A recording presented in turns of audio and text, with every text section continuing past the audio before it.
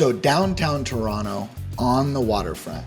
It does not get any better than this in the entire world. What these folks are doing, the concept behind this is smaller scale ADU, if you will, type buildings made with mass timber. It's not traditional, square box frame type buildings. What they're doing is they're using these geometric patterns to maximize livable square space, but minimize the foundational footprint.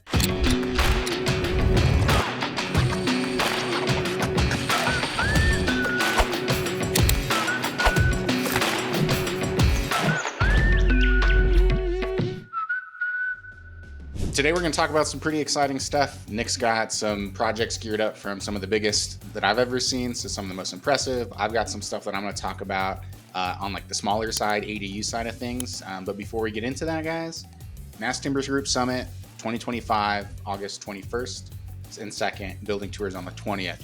If you guys want to get in front of experts, community, find your next project team, head on over to masstimber.group. and get on the wait list. We're going to be doing tickets live soon and also a call for speakers. So with that being said, Nick, what are you looking at? We're going to give people a taste of how quickly this whole mass timber thing is exploding throughout the world. And we're going to talk about, they call it a super block.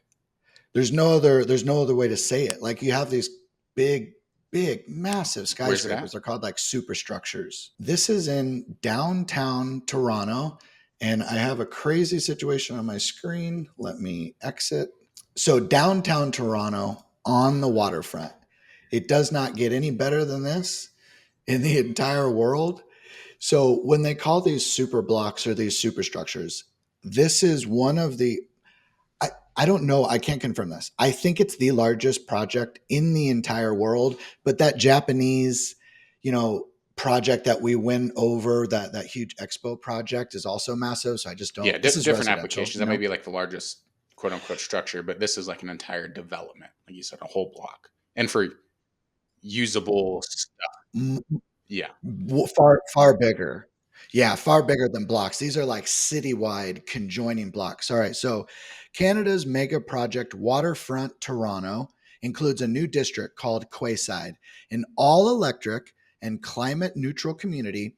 Its highlights are 2 acres or are a 2-acre urban forest and the residential timber house by architect David. I'm sorry, AJ. Yeah, I mispronounced that and we're moving on. So David Ajay, ADJAYE. These are the photos that blew my mind. So if you can see, I'm going to try zooming in. Gets a little blurry, but all of these, this one, I believe these are all the new redevelopment. So the Quayside District Urban Development Area. This is climate neutral community, 800 affordable housing units in an urban forest, timber construction of an impressive size. So if we're looking at, could you imagine walking through that? Yeah, and I was going to say, I wonder how that would look. So like those are pretty young looking trees, but imagine 70 years down the line, like you go through like university boulevards and stuff where you have 80-year-old trees and they're just towering and massive. Like imagine having that inside of a city block. That's a really good point. Yeah, it would tower over you. So here is some of the design teams. 3 renowned architectural firms are involved in the new version for the Quayside. Its curved buildings and many rounded balconies, aptly named Western Curve. In from London-based Allison Brooks Architects. Right next door is the Overstory, designed by Danish architectural bureau Henning Larsen. With a stepped cubic structure, but possibly the most spectacular part of the sustainable neighborhood is Timber House by UK architects Ajay Associates, or Ajay. Keep scrolling through. So 12-story projects. And these are the renderings. It's just staggering. 2 acres of urban forest. They started. So if I'm gonna pan over to the Quayside Toronto waterfront. So this is Vincent Cusack, a structural project manager, and he shared on LinkedIn and said, "Happy to share some progress on the large glue lamb canopy for the Quayside buildings. It will function as a hub for water tours and other water-based activities taking place on the river Liffey or Liffey.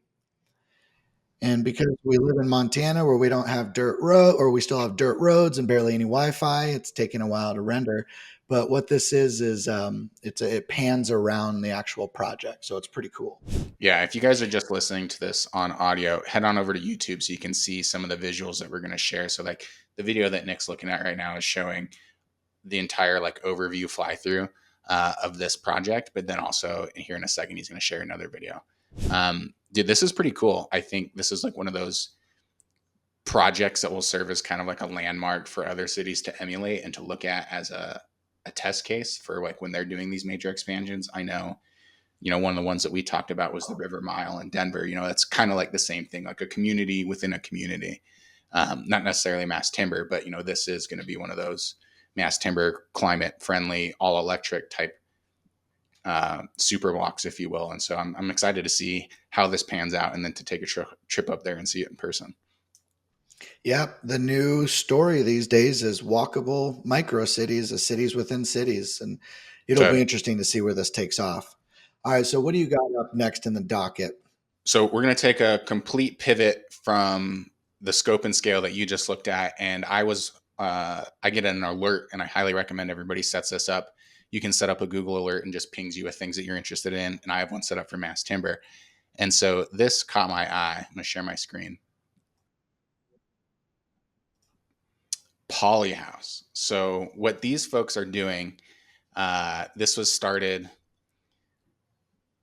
by this gentleman right here, Daniel Lopez Perez. And so the concept behind this is smaller scale ADU, if you will, type buildings made with mass timber, but they use, it's not traditional, you know, square box frame type buildings.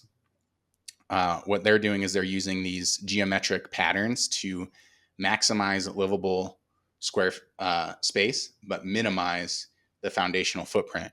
And they worked with a bunch of different people to bring this together. I believe Vaughan Timbers is the mass timber panel supplier, but you can see how wonderfully incredible these things look. And these guys are based in California, and I think they're focusing very specifically on California because of the high cost of housing and construction. I think I read in here that one of these units could be half of the cost of a normal single family home in California. And the cost per square foot from the outside look expensive. I think I read $550 a square foot, but when you're talking about in California, it's actually much cheaper than you're looking at for other alternatives. And I mean, they're just gorgeous, right? Well, I love they sort of resemble like an A-frame structure, like a log. Have you been in a log cabin A-frame type thing? And these incredible angles. It's definitely a statement, I'll tell you that. All right, so here's kind of like their unique niche. So they talk about maximizing volume. So Polyhouse's patented design methodology leverages the geometric efficiency of truncated polyhedrons, maximizing living space with a minimal land footprint. They also enhance orientation and uh, use flexibility due to their symmetry. They're rapidly assemblable. Its speed centers around a building system that significantly reduces time, labor, and opportunity costs. The rapid assembly is achieved by robotically CNC milling the mass timber panels that, for example, in the case of the Tetra 1 model, resulted in 64 pieces that are assembled in just a few days, much like a puzzle.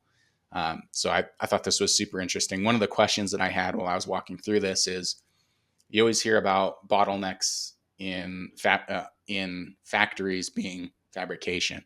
And so it looks like a lot of these panels need a lot of fabrication time. And I wonder how they laid out the cuts on these panels. Maybe we should call Russ or Tom and figure it out because you can see that they're cut at angles.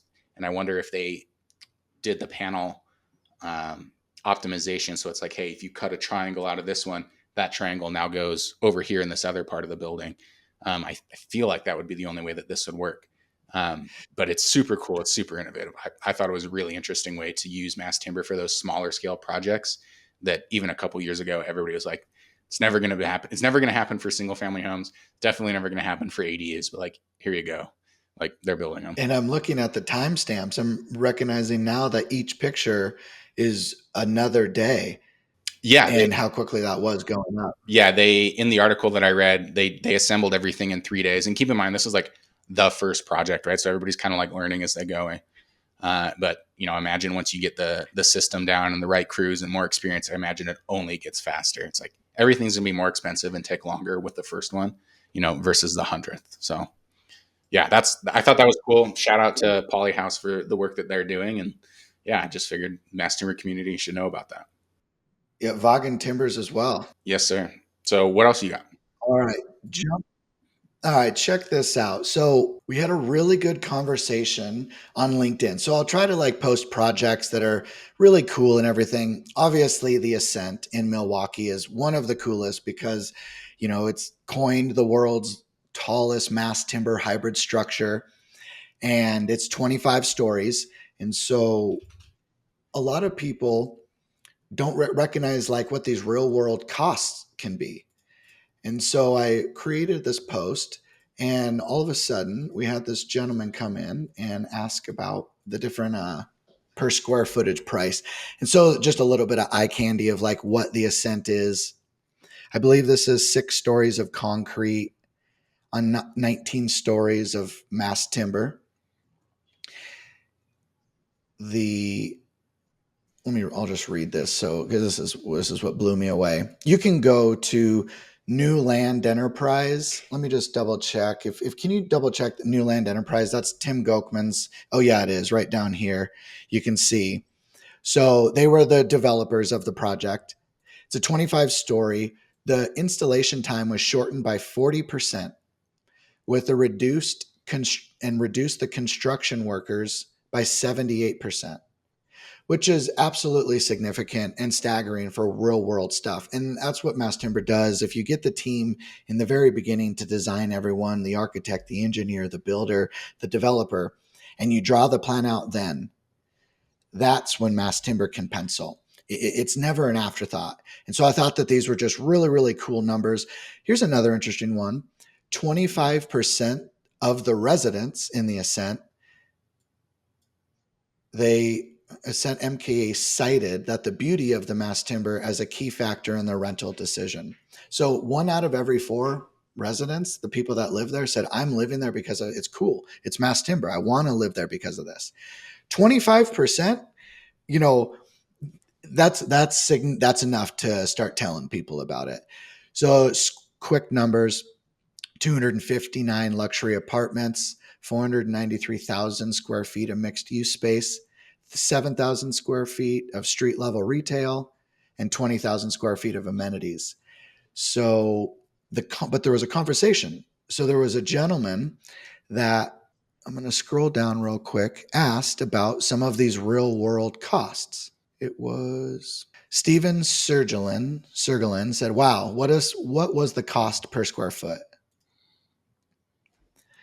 Obviously, I have no clue, so we had to call in the big dogs, and I tagged in Tim and asked, what they are currently raising money for the Ascent. So this works so well that they're going to raise money now, and they're trying to build the Ascent in other cities throughout the U.S. So he popped in and said, we were $130 million all in on 493,000 square foot. But that's a big parking structure and a lot of amenities, about 30,000 square foot. All right. Is that hard cost only, or does it include soft and financing cost? All in development cost, example, like all soft cost. So I thought that was some just really cool real world information about the largest mass timber project. Totally. And it just shows like there's lots of conversations happening online. People are interested. Like the more you can get this out in front of the public, the more you can talk about it, the more you can share and tap in the teams working on it, like the more people are going to join the movement. So what's next on the docket? What's wild is people are obviously interested. I mean, I posted this well, I guess a month ago, 3, 4 weeks ago, 437 people liked it. Almost 30,000 people scrolled through this and saw this, like almost 30,000 impressions. It just really kind of goes to show you that people are excited. People want to talk. People want to learn. LinkedIn is one of the best ways to get connected. All right. What do you got? No, I'm going to pitch that back to you. You got a couple more things you want to talk about? Yeah, let's wrap it up with there's a really cool project that Hoffman Construction Company is working on. This is called the New House Building, has been part of the state's campus since 1934, and due to several life safety and seismic issues, it needs to be replaced. So what this is the State of Washington Department of Enterprise Services, architect Miller Hull Partnership, location Olympia, Washington, and it's a huge capital project.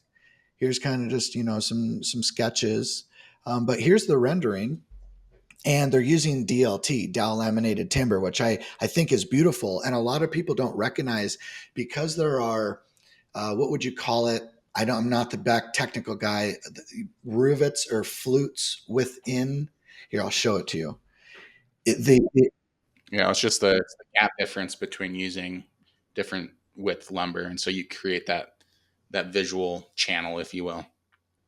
Well, that visual channel is not only about aesthetics and being pretty. Acoustics, from what I was told, gets trapped within there and it becomes dampeners, like acoustic dampening. And so that's a really good way. Acoustics is a problem with mass timber. It has to be addressed. It's just very echoey. And this is a way to do that. And so you can kind of see the rendering here, integration into the Capitol Hill. New House is a representative of a time-honored national process where legislation is made and state administration is carried out. And the design is aimed to emphasize this magnitude while also accommodating the kind of functionality needed in any modern workplace. And So there's a video there that they talked about it too, yeah? it's pretty cool. They're flying big panels into place. We'll just play it.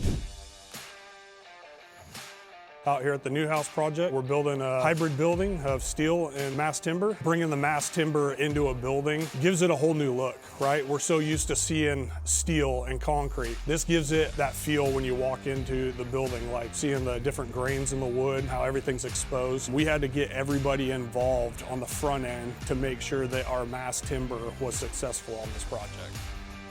So here in Olympia, the biggest struggle is the relative humidity. Working with that and keeping that in mind as we're erecting and then trying to get the timber up, erected, and the building enclosed and start conditioning the building to its operating temperature and conditions. Products the manufacturer recommended were not suitable for this project, so we had to go outside of what was designed essentially and find something that would work for us. So we came up with the Slope Shield product. So it keeps the water off, protects the product. So now we have these panels coming out wrapped in the Slope Shield already, removing a whole step from our process. And we went from seeing about 100-hour loss every week to a couple 100-hour gain every time we're setting panels. So it ended up being just a huge cost benefit to all parties in the end. The Hoffman way is great, how we handle things. So we do BIM in-house, all our building information modeling. Hoffman has a BIM coordinator that we work really closely with out here, and Structure Craft worked really close with. And we were able to, through the modeling, lay out exactly where every single notch needed to be at every column. It's absolutely critical. Without BIM, this job would not be a success. The BIM is a driver out here. We embrace challenges, and it's important for us to bring the vision that the designers and owners have to life. So having BIM capabilities in-house helps us fill any holes that we might have in our scope. We have no problem stepping in and modeling that scope and ensuring that we have all our bases covered when it comes to coordination and supporting the field. After working on the New House DLT, I feel like we are poised to take on more jobs with mass timber, and we're much more comfortable and confident. Having that relationship with the design team, the modeler, the MEP subcontractors, and the manufacturer really helped us streamline any changes or alterations we need to make with the manufacturer and get them in before it hit the site. We're definitely a growing leader here with mass timbers. We're leading the charge. Yeah, man, that's pretty sweet. Shout out to the Vapor Shield guys. I actually just talked with Aaron and Matt this morning, so that's fun. Yeah. Well, I mean, oh, looks like a structure craft mass timber in the background. Here you can see the emblems right here. Exactly. I mean, if you're going to be installing in one of the rainiest parts of North America, you have to protect yourself. You know, the staining of the bleeds and the wetness of, yes, it's wood and it can be sanded, but how big's your wall? And you ever sanded one spot? Now all of a sudden you got a bigger problem. It also protects for like, visual stuff. It can be a pain, but you don't want moisture trapped where it shouldn't be and rotting, and then you have a whole nother different type of problem. So Walking on it day by day, the stuff is tough as nails and it's permeable, so moisture can be released. Moisture is the death of timber. Ultimately, it'll just decay, it'll mold, and the only way to stop mold is to remove the moisture. That is the only way. And so if you find yourself having moisture, channels within, it's a problem that needs to be addressed up front. And this, it's not an easy problem, but it can be fixed with proper, rain mitigation. totally. What else you got?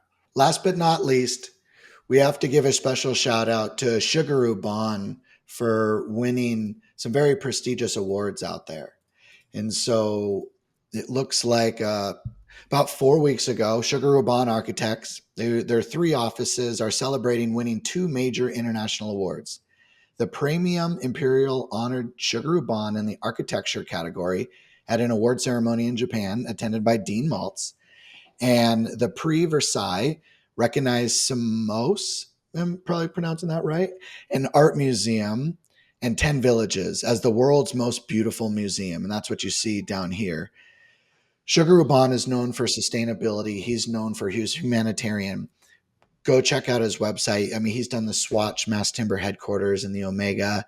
Aspen Art. Yep, the Aspen Art Museum in Colorado with Greg Kingsley and KLNA. And that's one of 100, timber projects that are just mind blowing. So special shout out to Sugaru Bond and his team there. They pushed the envelope. Heck yeah. Well, we'll see you guys next week. Cheers.